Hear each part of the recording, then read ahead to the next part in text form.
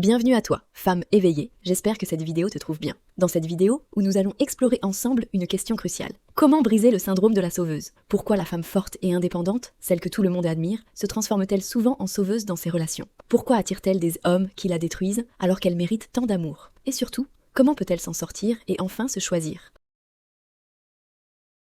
Comme tu l'as compris aujourd'hui, notre thème est le syndrome de la sauveuse. Une prison dorée face aux hommes toxiques. Reste bien jusqu'à la fin, parce que ce que tu vas entendre pourrait changer ta vie. La femme forte et indépendante, celle qui semble invincible aux yeux du monde, est en réalité une prisonnière de ses propres traumatismes. Derrière sa carapace se cachent des blessures profondes et mal cicatrisées, qui la poussent à enchaîner les relations toxiques, comme un disque rayé dont elle ne parvient pas à briser le cycle. Dès son enfance, elle a appris à ne compter que sur elle-même. Non pas parce qu'elle le voulait, mais parce qu'elle n'avait pas le choix.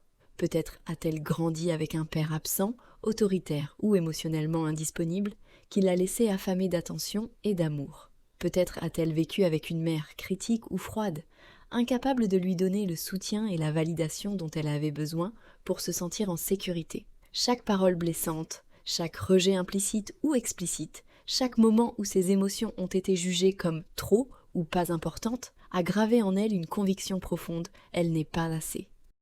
Alors, elle a développé des mécanismes de survie. Elle s'est suradaptée, se rendant utile, forte, indispensable pour les autres. Elle a appris à prendre soin des besoins de tout le monde, sauf des siens. Sa générosité, sa tendance à sauver les autres sont devenues des chaînes invisibles. Ce masque de perfection qu'elle porte fièrement n'est qu'une façade pour cacher une vérité douloureuse. Elle ne se sent jamais digne d'être aimée telle qu'elle est, mais ses blessures l'aveuglent. Ce sentiment de ne pas être assez la pousse vers des partenaires qui, eux aussi, sont brisés. Des hommes incapables de lui offrir l'amour et la sécurité qu'elle recherche.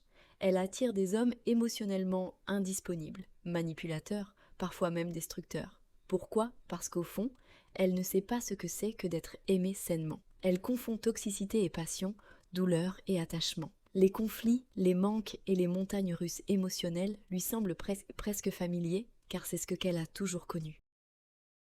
Dans ses relations, elle répète les mêmes schémas destructeurs.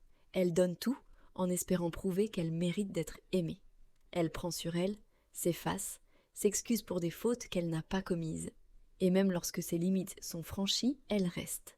Parce qu'au fond d'elle-même, une petite voix lui murmure qu'elle ne trouvera jamais mieux, qu'elle doit accepter les miettes qu'on lui offre. Ce cercle vicieux a des racines profondes.